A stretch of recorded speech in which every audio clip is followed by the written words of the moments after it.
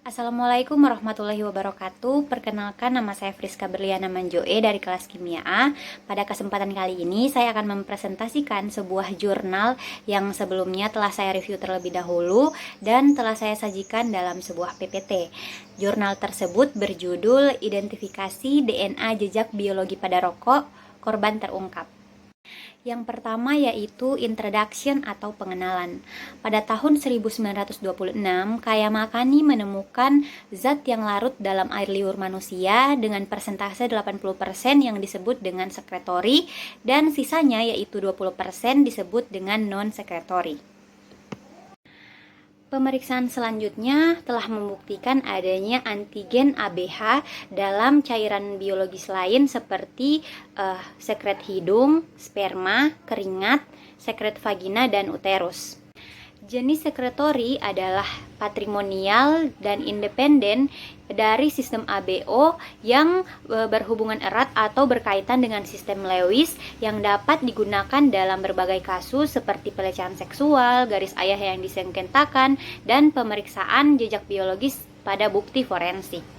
Selanjutnya, tujuan dari analisis forensik. Analisis forensik bertujuan sebagai penetapan sumber sampel biologis dengan akurasi maksimum, penerapan yang luar biasa, serta metode pemeriksaan yang informatif dan sangat andal. Hal ini menyebabkan keterbatasan dalam penggunaan teknik biokimia klasik untuk membuktikan asal-usul biologis individu dalam dunia forensik. Salah satu alat yang digunakan dalam analisis forensik yaitu PCR atau Polymerase Chain Reaction. Polymerase Chain Reaction dengan mikrosatelit analisis penanda telah digunakan dalam praktik forensik selama 2 dekade terakhir, di mana jumlah bahan biologi atau sampel yang disajikan untuk pemeriksaan biasanya kecil dan bisa jadi hanya berukuran beberapa pikogram atau beberapa sel berinti. Nah, akan disediakan 2 kasus untuk kita identifikasi, dan untuk identifikasi DNA kali ini akan dilakukan ekstraksi DNA, selanjutnya amplifikasi dan pengetikan, kemudian hasil dan pembahasan, dan yang terakhir yaitu kesimpulan dari hasil identifikasi. Pada kasus pertama yaitu puntung rokok dengan filter kuning yang terbakar pada bagian ujung belakang rokok ditempatkan pada sebuah kemasan kertas yang kemudian dilabeli dengan waktu dan tempat pengumpulan. Puntung rokok ini merupakan barang bukti yang terjadi pada kasus di tahun 2010. Kemudian puntung rokok diberi tanda bukti 1 dan 2 sampel diambil dari kertas dan filter bagian belakang 1 kali 0,7 cm. Untuk sampel pertama diambil panjang vertikal kertas, sedangkan untuk sampel kedua yaitu diambil panjang yang melingkar. Kemudian pada kasus kedua yaitu puntung rokok dengan filter kuning dan lingkaran tipis cincin emas. Untuk perlakuannya itu dilakukan sama seperti perlakuan pada kasus 1. Pada kasus tersebut, sampel darah dari ketiga tersangka kemudian diambil untuk selanjutnya dilakukan uji profil DNA komparatif. Kita masuk pada hasil dan pembahasan dari identifikasi kasus yang telah saya sajikan sebelumnya. Pada tahap pertama yaitu hasil dari bahan yang diekstraksi dari sampel. Didapatkan lokus yang membentuk profil DNA dengan karakteristik yang akan saya sajikan pada tabel berikut ini. Telah kita sajikan tabel 1 pada kasus 1 yang merupakan distribusi alel dari penanda STR autosom di lokus yang diperiksa membentuk profil DNA dari sampel yang dibandingkan dan orang dalam kasus 1. Kita dapat perhatikan bersama terdapat 8 lokus yang disajikan dalam tabel 1 kasus 1. Lokus tersebut yaitu lokus lipol, yang kedua lokus fibra, yang ketiga lokus FVS, yang keempat lokus VWF, yang kelima lokus TH01, yang keenam D kromosom 18 lokus 51, yang ketujuh yaitu D kromosom 21 lokus 511, dan yang terakhir yaitu lokus CD4. Nah, berdasarkan hasil identifikasi, dari 8 lokus yang disajikan, terdapat 6 lokus yang memiliki kemiripan alel membentuk profil DNA dari sampel puntung rokok dengan profil DNA campuran database. Dan dari hasil tersebut tidak menunjukkan kemiripan sama sekali dengan tersangka satu yang sebelumnya dicurigai.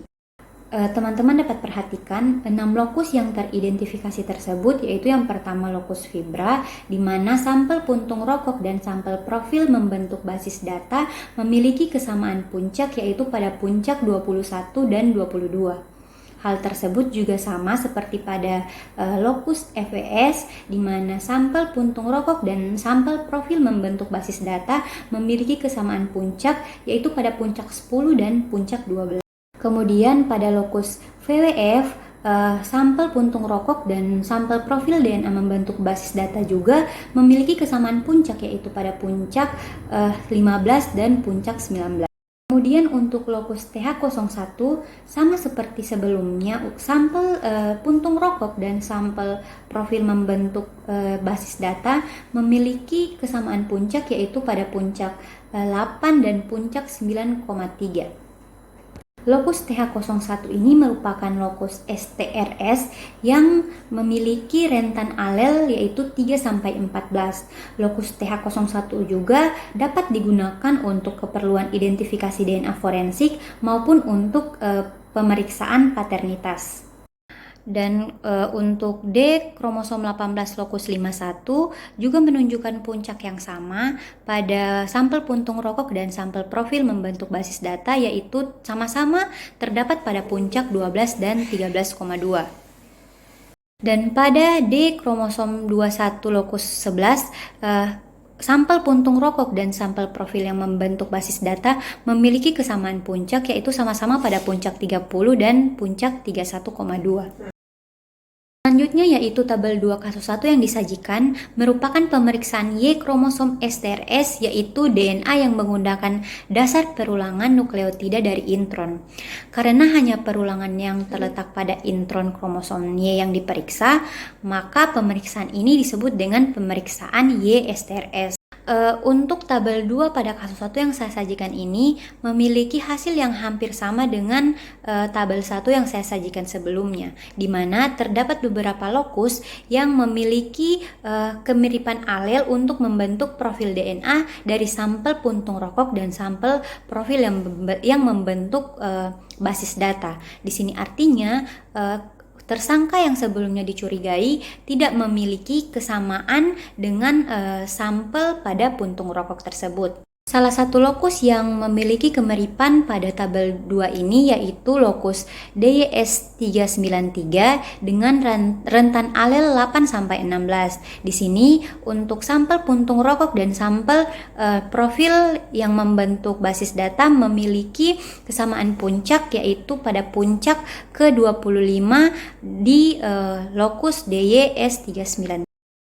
Nah, berdasarkan tabel 1 dan tabel 2 yang saya sajikan tadi, diperoleh profil genetik dari saliva dan sel epitel dari bibir dan rongga mulut pada ujung belakang rokok yang menunjukkan ketidakcocokan dengan tersangka 1. Nantinya, hal ini akan dibandingkan dengan karakteristik profil DNA campuran dari database di mana identitas laki-laki lain dari database tersebut ditentukan.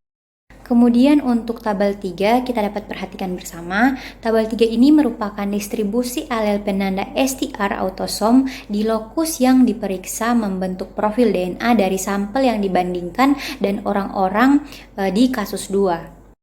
Pada tabel 3 ini terdapat 9 lokus, di mana lokus yang pertama yaitu lokus lipol, lokus kedua yaitu lokus fibra atau VGA, yaitu human alpha fibrinogen yang merupakan lokus STRS dengan rentan alel 15-51,2, kemudian yaitu DNA dengan nomor kromosom 5 dan terletak pada lokus ke-818, kemudian yang ketiga yaitu lokus PLA2A, yang keempat yaitu lokus VWF, yang kelima yaitu lokus TH01 yang merupakan lokus yang digunakan sebagai prediksi umur, yang keenam yaitu DNA dengan nomor kromosom 18 pada lokus ke-51 untuk digunakan untuk melihat garis keturunan. Ketujuh yaitu DNA dengan nomor kromosom 21 pada lokus ke-11 yang digunakan untuk mengkonfirmasi lebih lanjut, dan yang kedelapan yaitu DNA dengan nomor kromosom 21